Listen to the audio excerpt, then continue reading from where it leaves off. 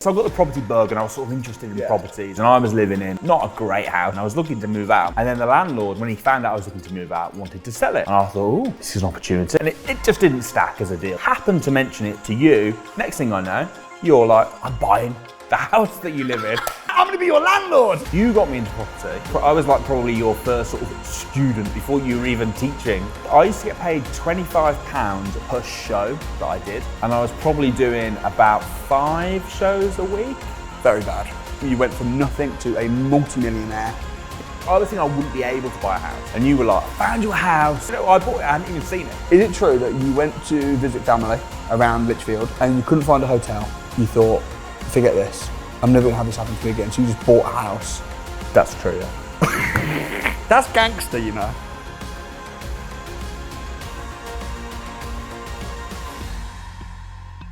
Firstly, I want to thank you for coming up to be on Windows on a Wednesday. No problem. It's very rare that people can listen to you for half an hour or so and just hear the wisdom and what you've done. You went from nothing to a multi-millionaire in a relatively short space of time. You're how old now? 33. 33.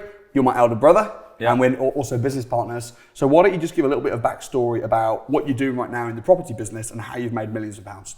Well, right now we're heavily focusing on development. So we've got 8 sites that we're currently building. We've got sites in Leeds, we've got option agreements, we've got EagleWorks where we're converting 48 apartments. Just put another pre-app in on that same site, actually trying to get an extra 15 apartments on there as well. So a lot of development stuff really, making a lot of money from development. Also got a lot of buy-to-let properties, serviced accommodation, HMOs, real sort of mixed bag. So out of all the different properties that you've done, because you've been involved in a lot of properties in different areas as well, up the north, in the Midlands, and now more recently mostly in Buckinghamshire in London, what would you say your favourite strategy is and why? Well, definitely right now my favourite strategy is development. I think that with development, a lot of people diss landlords, don't they? Landlords are kind of, greedy landlords, take up the housing, etc., etc. With development, I can't see how you're doing anything other than serving the whole community. We've got a housing shortage that you're helping solve. You're providing housing for people that need it. You're bringing down property prices, if anything, because you're creating more supply. So I just think it's a fantastic... It's good for the economy. It's good for everything. And I think as well with development, you're also talking about not just building houses, but also restoring houses, buying rundown properties, converting them into apartments, or converting them into beautiful family homes. So if you look at Ribsford and EagleWorks, for example, that we're working on at the moment, they're 2 buildings that have been abandoned that are going to rack and ruin. EagleWorks is in a city centre. It's a bad look to have abandoned buildings, and returning it, reusing it into housing. I think it's fantastic. So how did you get into property, and what was your first property purchase, and when did you buy it? So you got me into property. I was like probably your first sort of student before you were even teaching, and you were like, dude, you got to get into property. More like, you know, in family when you do something good, and we do this in our family, when someone's onto something, they drag all the other family members into it, and now everybody in our family, sisters, siblings, in-laws, you know, wives, our family. Well, for example, everyone's moved to Buckinghamshire. Yes. Our family is very like that. If one of us goes to the gym, suddenly everyone goes to the gym. So I was more like the passionate brother that was learning along the way, but just like, dude, come and join me in this. You were, and I was kind of interested, but I wasn't doing particularly well financially at the time. I was working for Dad. I used to get paid £25 per show, and I was probably doing about 5 shows a week. I was about £600-700 a month. Very bad. Pretty poor. Yeah. I mean, with inflation and stuff now, it's still terrible, but it's not quite as terrible as it was. It's probably the equivalent to about £1,200-1,300 a month, probably. Minimum wage.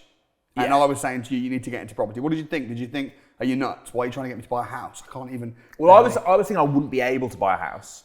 And you were like, found your house. I remember it. Oh, did I find it yet? You found me the house. Oh, wow. Do you know, I bought it, I hadn't even seen it. No, I didn't even remember that. Yeah. You found. And I structured it as a no money down deal. I got a loan from Sheila for the money. Yeah. So it wasn't making me any profit. And you also got a high mortgage on it. Yeah, 90% mortgage. Got a loan for the rest of the deposit. Consent to let, and then I was paying it off. And the rent was covering paying back Sheila and paying back the mortgage. Yeah. And I made about 50 quid a month. But then I spent that. I didn't even know what ground rent was or service charge. Like they got into, because it's a leasehold masonette, and they got in touch with me and they were like, you owe us, well, it's not very much, it's about 300 quid for the year. And I was like, for what? Like, it's my house. And they were like, no, for the service charge. I was like reading through, like, sorting the leaves.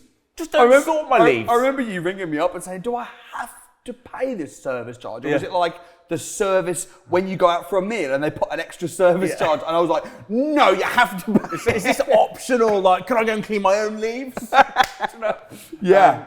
Oh, we're painting the door this year. What? I didn't want you to paint my door. But, But that's what, an apartment, it's a leasehold property, and unless you have the freehold, you're going to have to pay a service charge. I realise that now, yeah. But at the time, I didn't. So my £50 profit basically went on the service charge. But I mean, I've had that property now about 12, 13 years. So you've been in property for, over a decade. Over a decade now. And the same tenant, still there. Wow. All that time. I haven't changed the tenant. It's just, and they're brilliant. And the property presumably has gone up a lot in value. I've refinanced it, pulled on my your money. Or my money. Paid the investors back, got a new mortgage. I'd already paid it off actually. Yeah. So I just pulled a load of money out. So that was your first deal, and it was a no money down deal. It was. It wasn't super profitable. What happened next?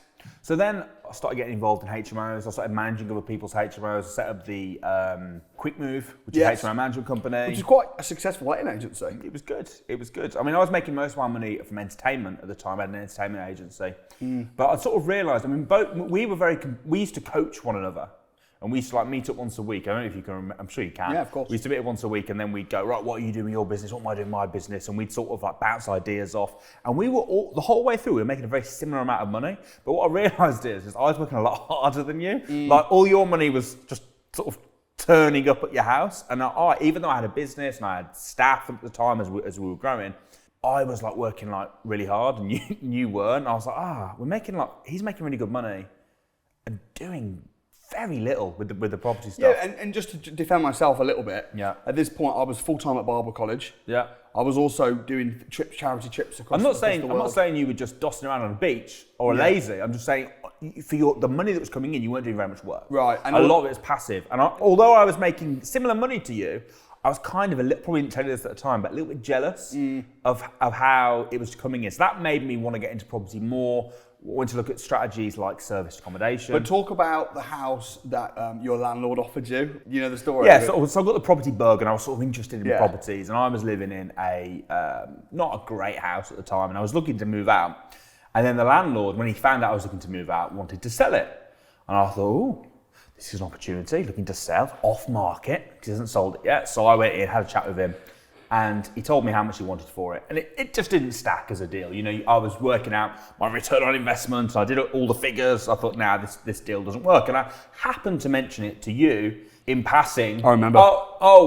He's for sale. It doesn't work as a deal. It's off market. He tried to sell it to me. It didn't really work. And you were like, it could be interesting. I was like, nah, bro. It's not interesting. It's off market. You were like, okay, fair enough. Next thing I know, you're like, I'm buying the house that you live in. I'm going to be your landlord. Well, I moved out before that happened. But you're like, I'm buying this. And I was like, mate, it doesn't stack, bro. And you were like, yeah, but I'm not paying anything for it. It's on a lease option agreement. I was like, a what? And I was like, wow, when you realise there are these strategies like the lease option agreement that you did, and I think it's knowing the strategies and being aware for the opportunities. When you're aware of lease options, when you're aware of what would work as service accommodation, what would work as a commercial conversion for development, and you start seeing these opportunities everywhere. I'm sure you've noticed as well in Beaconsfield, all banks are closing. Yeah, I have. And I'm like, could these be flats? Yeah. Especially the one on the Barclays. I'm like, okay, so there's definitely opportunities there, but if you don't know, you don't see it. Yeah. So I think it's important that you know about lease options, you know about service accommodation, HMOs, BRRs, so you can spot these opportunities when you're out and about. Yeah, that's brilliant. So you saw me buy your landlord's house. Yeah. The thing is, I always see when someone's trying to sell their house, but they're also got it on for rent, that's when I see an opportunity. Well, a lease option agreement, because they want to sell it, but they don't need the money now because they're happy to rent it. So I say, well, hang on, why don't I just take it off your hands? I'll buy it off you in 7 years' time, and in the meantime, I'll give you a small peppercorn rent. You've got released from the property, because usually those people are tired landlords, aren't they? People that are just sick of the house. Yeah. And that's what I did with your landlord, and he sold it to me, and I still own it. And ironically, I think I've got still the same tenants, and that was years ago. What did you think when you looked at my business plan and you saw all the rents that had coming in? Because I wasn't, when I was 21, 22, I was at Barber College full time. I was also running Training Kings. which was taking up a lot of my time. So I wasn't super busy on my property business, but I was making about what, 6-7 grand a month in rent when I was about 21. Well, you got to remember where we came from as well. So, I don't think at that stage either of us were we wanted to be successful. We enjoyed it. We had the bug for property, but I don't think either of us had aspirations to be like a multimillionaire or to live where we live now and to drive the cars. For me, I would see a new build estate, house, 3-bed, and I was like, oh, it's my dream home. I remember you telling me that the Range Rover Evoque was your dream car. Yeah, our dream was to live on the Turnberry in Blockswich. And we'd see these detached 3-bed houses that were worth about 250 grand, and we'd be like, man, when we're in our 40s and 50s, imagine if we can live on that estate in Blockswich. Yeah, that's why I kind of think vision boards. I think vision boards are good and stuff, but like, I don't think you have to have the vision now. Your situation changes very, very quickly. So why don't I like long-term goals? Because how the hell do I know what I want to be doing in 10 years' time? Look what we were doing 10 years ago. I think you want to be doing short-term goals and just doing it really, really quick. Because you're always moving, and the world's changing as well. Everything's changing all the time. So it's sort of adapting to that. Are entrepreneurs born or are they made? I believe that they are made. I read a very good book by a guy called Matthew Syed, who was called Bounce. And Bounce is about the myth of talent and the sort of the facts, I suppose, of hard work and putting the hard work in. I think some of it's personality. I think a big thing is risk taking. I've always been a big risk taker, even when I was broke. So I remember when I was working for Dad, I was probably doing about £1,000 at this stage a month, and Anna was working for Marks and Spencer's, and she hated it. Hated the people, hated some of the people, not all the people, but hated a lot of the people, the managers and stuff, hated it. And she was just miserable there. And I was like, fuck it, just leave. And she was like, what about the money? I was like, we'll figure it out. We'll figure something out. If you hate it, just leave. And I've always been a big believer in that. I would never put myself in a situation where I was stuck being miserable just because I need the money. I'd rather just figure it out later.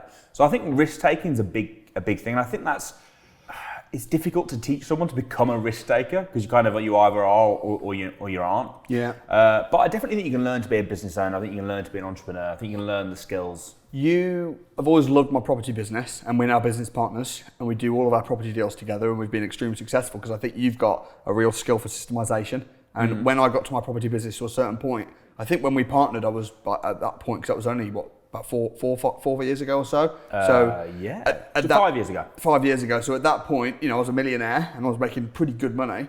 And you partnered with me on the property stuff and that, but you did try and get me to quit doing training. I did. You didn't want me doing YouTube videos. You didn't want me doing training. You didn't want me doing any coaching. And you're very passionate about that as well. And, it's since then, it's not like I told you so moment, but together we've grown a massive training business, and it's the biggest property training company in the UK.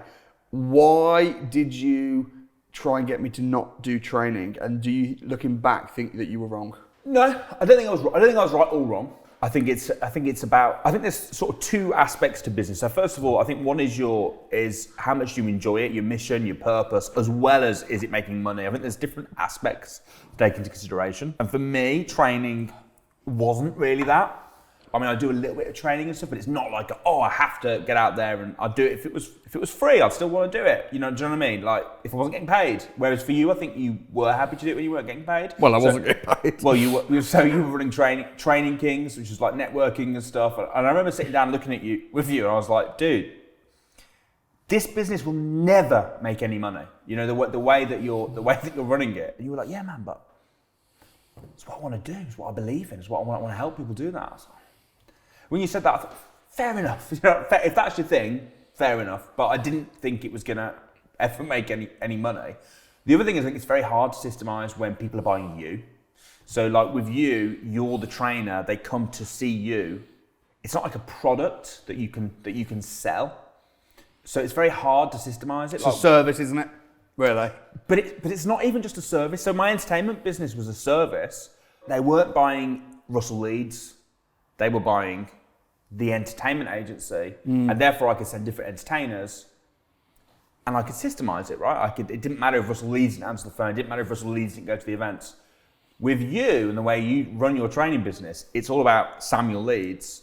And when people come, they want a piece of you. And I was just thinking long term, if everyone's taking from you, it's quite a lot. And it's the only business that we've not systemized. Well, we can't systemize it because they want you. And I do give my time up, and I spend a lot of time mentoring and training.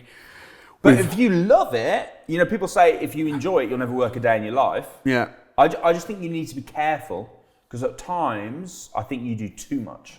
So I think it's just a bit of a balancing act. But I'm very happy with the training business now and the way that we're running it. Yeah, and I think that training is a business where if you do it for the money, you're going to end up lasting 6 months. Whereas if you do it because you're very successful and you genuinely want to help people and even the playing field, of course it's a business. Yeah. We charge, we do a lot of our stuff for free. And again, you were like, you need to charge for the crash course and it's nuts. I'm like, all right, compromise. Is £1.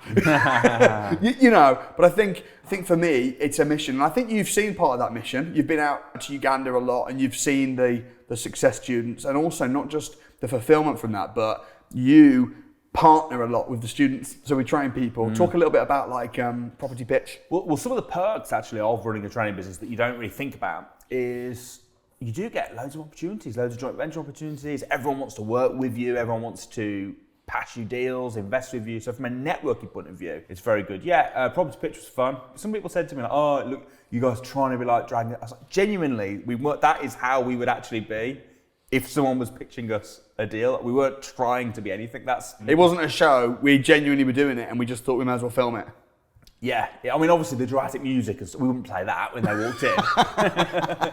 But how we were and that's the sort of questions that we'd ask, and we obviously went out and looked at the deals. That was fun. I enjoyed that. It was. How do you spend your money? Because you make a lot of money. So I like cars. So I've got 2 very nice cars that cost quite a lot of money. What do you drive? I drive a G-Wagon and a Porsche Taycan. Nice. So I've got one that's very environmentally friendly and one that I think it evens the playing field. It evens itself out. Same as me though, right? I've got my autobiography Range Rover, and then I've got my Mercedes, which is electric. That's true. So yeah, very similar. Is it for the environment, or is it just because it's tax deductible? Maybe for another day. But it's just a good car. So I get everything. So I like that. I also like eating out. I spend quite a lot of money on sort of food experiences. When we were younger, we couldn't afford to eat out, and now we can't afford it in a different way. Mate, I know. Tell me about it. So you're a bad influence on me when it comes to food, for sure. What is it that drives you? Because we will often say this, like we might make £1 million on a deal, and we're like, oh my gosh, that's amazing. But actually, it doesn't affect our everyday lives. We don't go, we made £1 million profit last week, so let's pay ourselves more this month. We pay ourselves a salary from our property business. And even if we have like during COVID, when we first went into lockdown, it was a bit like crap because what's going on? But we just consistently got our property salary. It didn't actually affect us. No, it didn't. From a personal point of view. No, it didn't. So what is it that drives you? Because it's certainly not. I mean, yes, we enjoy nice things, but we don't spend, if you don't mind me asking, how much do you pay yourself as a salary? So I've worked this out actually recently because we're having to work out the tax sort of situation and everything like that. So taking everything into consideration, it's about $500,000 a year. Okay. But technically your salary is probably only 12.5 grand. My salary, there's dividends and there's perks and other stuff. But yeah, if you factor it all in and work it out as if I was an employee that was getting taxed, taxed on, that's how much it would cost. Would you have ever thought 10 years ago that you'd be paying yourself a salary of £500,000 a year? No, I wouldn't. Do you think that's a bit greedy? No. How do you justify it? Because very simply, actually, similar to you being, a Christian, and very much a case of when we were growing up, it was don't be greedy, don't take too much. But I just made a commitment to give a percentage of everything that I earn to charity and to good causes. What is that percentage? So it's 10%. So everything that you make, you give 10% of the profits away. Yeah. And then you think, well, the more I'm making myself, the more I'm giving away. And growing up, I remember that, when we used to sleep on the floor with some pretty poor... We didn't have carpets for years, do you remember? Yeah, we didn't grow up wealthy. What do you think? Why do you think we've both been so successful just from a normal, regular working family home? Do you know what? I don't really quite know. I can't quite put my finger on what it was. I don't know I don't think we got given a lot. Dad, I think, was very hard on us and put us in difficult situations, like working for him as an entertainer when I was 16. I was shy. I don't know whether that helped. I also don't think we were ever given anything. We had to manage our own money, even when we were teenagers. We had to buy our own clothes. We were given £10 a week And then that was for our pocket money and our clothes and anything we wanted. We got given nothing. So we learned how to manage our money and stuff from an early age as well. Yeah. We both worked hard, both had multiple paper rounds when we were children and did other entrepreneurial activities. Like even, do you remember when we were living in Perth, so we must have been 7. I wasn't, you were probably 5. And going out and washing people's cars. Yeah. Taking a bucket and sponge. I remember people paying us to clean their wheel. They were like, don't wash the car, but just wash the wheels. Here's 20 pence. And I'll give you 50p. And we're like, sucker. Like, but actually it's because he doesn't want his car wrecked. It really has been really compassionate. Really compassionate. To a 5 and 7-year-old. But even then we were hungry for it, weren't we? Like, why would a 5-year-old want to go washing cars? Because we had nothing, maybe. We weren't given anything. Well, maybe. Who knows? Are you worried about the property market? Because I know a few years ago, when we first started really killing our property business, you and I had a conversation with Grant Cardone, and we said that, you know, what happens if it all goes away? What happens if the market changes like drastically? And that was a little bit of a concern. Do you ever worry that the market might massively change? I mean, it is, with interest rates. And does that ever worry you? Not really. For a few reasons. I think it's pretty much accepted that they go up over time. So they go up and down, but overall they're going up. So let's say the property prices drop right now. All that means is we can't sell them, or we're gonna have to wait for them to go back up. I still think they'll go back up. I don't think it's not like Bitcoin, we don't know. We might put our money into Bitcoin and it drops to nothing. That's not gonna happen. It's land, it's bricks and mortar, it's a physical asset. So I'm not worried about that. You're not worried about your net worth shrinking because you know that it's in bricks and mortar? It might shrink. A bit. And then it will go back up again. Okay. So all it means is when it shrinks, it'd be a bad time to sell it, but it'd be a good time to buy more. Right. It's shrinking. Which is what we're doing right now. Exactly. I've just been on some viewings today. What about rents though? What about interest rates going up, commercial properties dropping in rental value? Talk to me a bit about super rent. Number one, commercial properties dropping, it's another opportunity, right? So that's not a worry. In fact, if anything, that's exciting. Right. Super rent, we talk about service accommodation, HMOs. The properties that we're renting out, if we were doing it as a buy-to-let, then I might be a bit concerned that I might be losing a bit of money on individual properties, whatever. But like if we take, for example, what I bought recently, the house in Lichfield, I mean, I made £3,000 profit last month. And it's a tiny house. And it would be renting out at £800 a month if it was a normal house. So hang on, give me the figures on that little house, because that's just one that you did because it was an emotional, you just like, I like that house, and Anna happened to say, I'd like to be able to stay in Lichfield. Is it true that you went to visit family around Lichfield, and you went to stay in Lichfield, and you couldn't find a hotel, and you thought, forget this, I'm never going to have this happen to me again, so you just bought a house in Lichfield for you, really?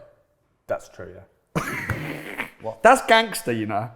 I mean, going to a city being like, I can't get a hotel, this is annoying. Oh well, we'll buy a house. Like, that is gangster. I didn't know for sure whether it was going to work, a service. So what I was thinking is, I'll buy it, then I can use it whenever we want. Bit of a second home. But it's got loads of cupboards and stuff, so we can store all our stuff there. Bit of a second cupboards. Sorry. Yeah, so like what something is like if we're travelling, I don't have to take anything with me. It's just there, right? Which I like. Right. Because I'm going to think about it and just turn up.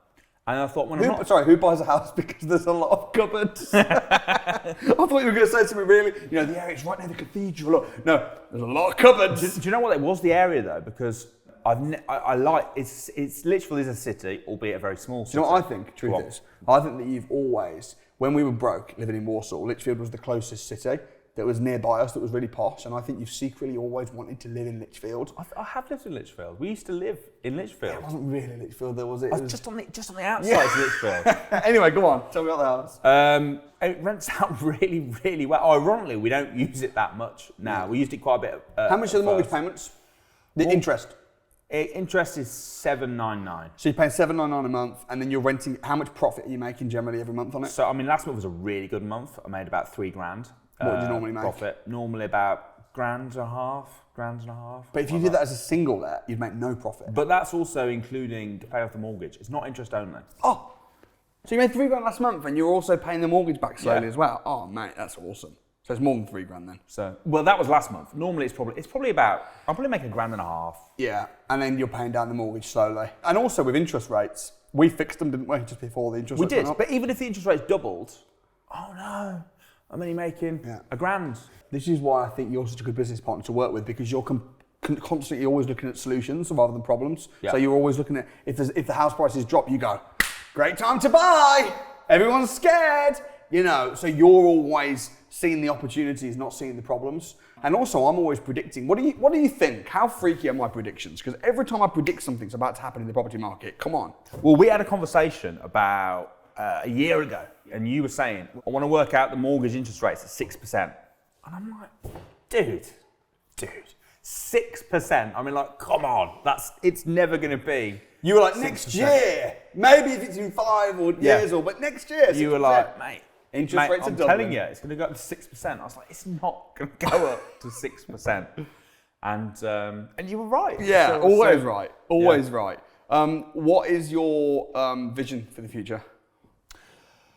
You know, I'm like really happy with everything that we're doing now. I always want to grow and improve. Vision for the future. I mean, I'd love to have a development company that was. I mean, really, we're toying in development. You know, when you compare us to people like, you look at the big boys, Taylor, like everything else we've ever done, I've always been like one of the best. We're definitely not one of the best development companies. There are people out there that are killing it, right? We're just small fry at the moment in the world of development. So I'd love to have a development company that was sort of systemized, turning out, you know, doing loads of big sites, going like a Taylor Wimpey or someone like that. I mean, that would be. The thing is, it's all about who you compare yourself to, innit? Like, our family look at us and they see like, you know, oh, you made £1 million last month on that deal. You just bought a piece of land and got planning and made 1.3 million. Oh, you're like the most successful people ever. But then you're saying, yeah, we're really small fry. It just shows how big you are as a thinker. Yeah, I think it's a massive industry though. Like when I look at like the entertainment industry that we're in, for example, we were the biggest. Well, we've got the biggest training company. We're the biggest training company. I'm used to being the biggest. With development, we're not. And it pisses you off?